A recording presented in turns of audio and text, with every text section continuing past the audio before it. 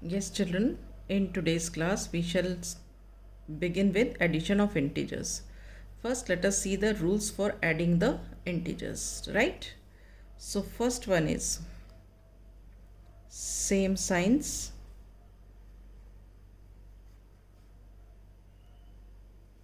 add. इसका मतलब क्या है, अगर दो इंटीजर्स के सेम साइंस है तो हम उसमें एडिशन करेंगे, ठीक है. Then what we will do, put the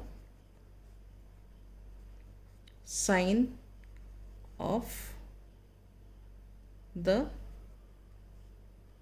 two integers, 2 or 3 whatever, two integers. अगर दोनों इंटीजर्स पॉजिटिव हैं तो हम प्लस का साइन लगाएंगे, और अगर दोनों इंटीजर्स नेगेटिव हैं तो हम माइनस का साइन लगाएंगे, ठीक है. सो इसको हम लिखते किस तरीके से हैं. If both integers are positive, अगर दोनों इंटीजर्स पॉजिटिव हैं तो हम क्या करेंगे, we add the two integers. वो जो दोनों इंटीजर्स हैं हम उनको ऐड करेंगे, and put the sign of plus before the sum obtained. ठीक है. एक एग्जाम्पल लेते हैं. देखो इसका मतलब क्या है.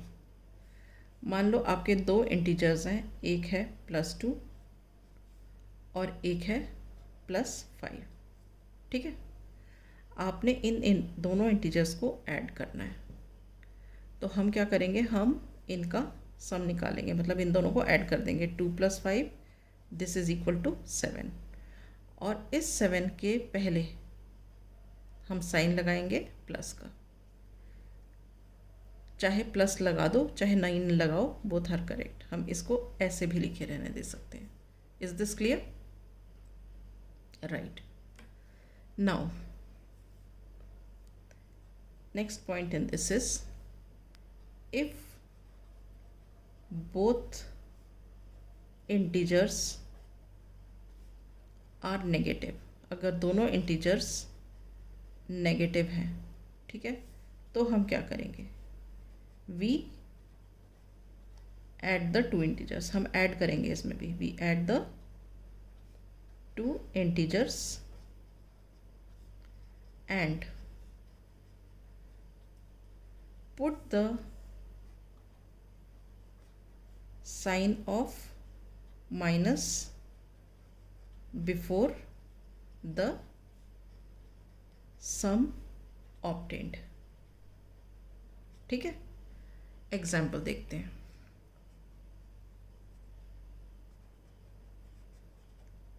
ठीक है. मान लो दो इंटीजर्स हैं हमारे, एक है -2 और दूसरा है -8, राइट. इन दोनों को हमें ऐड करना है, तो सेम साइंस है तो हम क्या करेंगे, हम ऐड करेंगे. तो 2 और 8 क्या हो गया, 10. तो ये जो सम आया इसके पीछे हम साइन लगा देंगे माइनस का, ठीक है. So this is the answer.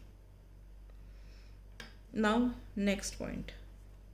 अभी हमने जो सीखा, ये सीखा सेम साइंस है तो क्या करना है, ऐड करना है. Put the sign of the two integers. अगर दोनों इंटीजर्स प्लस हैं तो आंसर में प्लस आएगा, दोनों माइनस है तो आंसर में माइनस आएगा, ठीक है.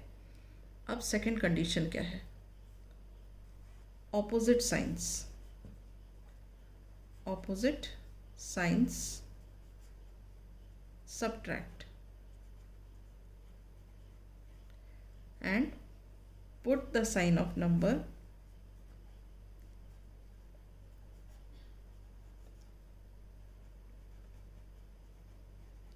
having the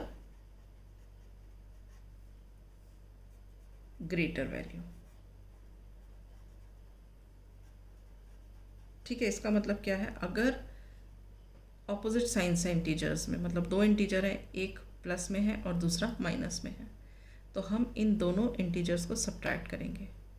सब्ट्रैक्ट करने पर जो आंसर आएगा उसके पहले हमें एक साइन लगाना है। अब वो कौन सा साइन होगा, प्लस होगा कि माइनस होगा, वो हमें इस तरह से पता चलेगा। हम दोनों इंटीजर्स को देखेंगे, जिसकी न्यूमेरिकल वैल्यू ज़्यादा होगी और उसके पीछे जो साइन लगा होगा वो साइन हमारे आंसर में आ जाएगा। ठीक, अब इसको देखते हैं कैसे एक्सप्रेस करते हैं। ठीक है, if one integer is positive, other integer is negative, we subtract the two integers. Okay, now put the sign of number having the greater value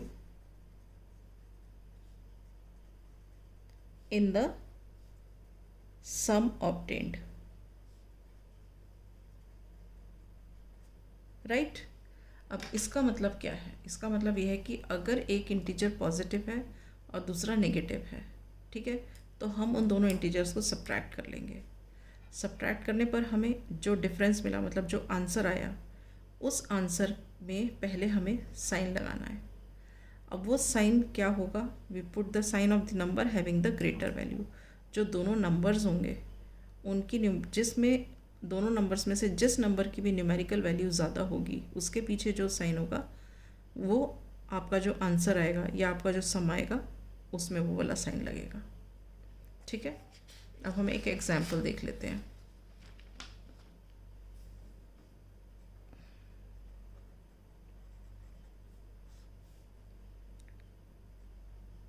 +13 + -18, इसको हमें ऐड करना है। ठीक है, अब ये देखो, ये पॉजिटिव है, ये नेगेटिव। अपोजिट साइन से हमने सब्ट्रैक्ट किया 18 और 13 को, तो आंसर क्या आया हमारा 5। अब 13 और 18 में 18 की न्यूमेरिकल वैल्यू ज़्यादा है, इसके पीछे माइनस का साइन है, तो यहाँ आ जाएगा -5। ठीक है, एक और एग्जाम्पल देखते हैं।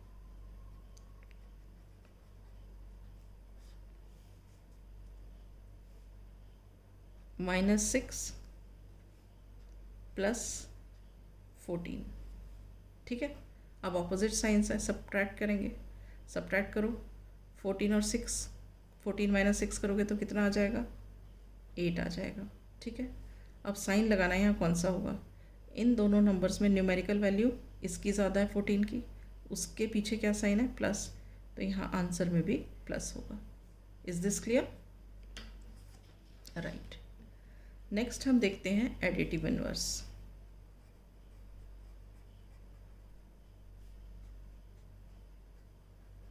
राइट, अब एडिटिव इनवर्स क्या है, for any integer a there exists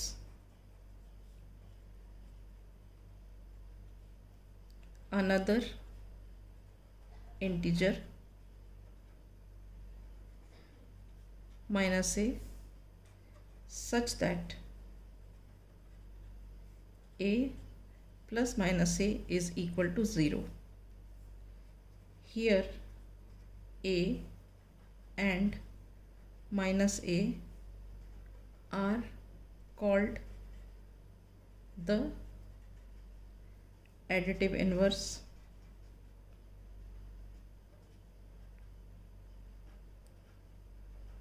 of each other.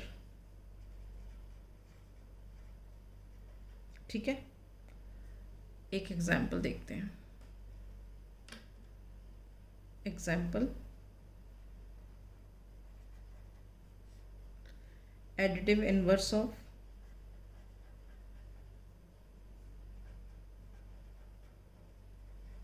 minus 9 is 9, and additive inverse of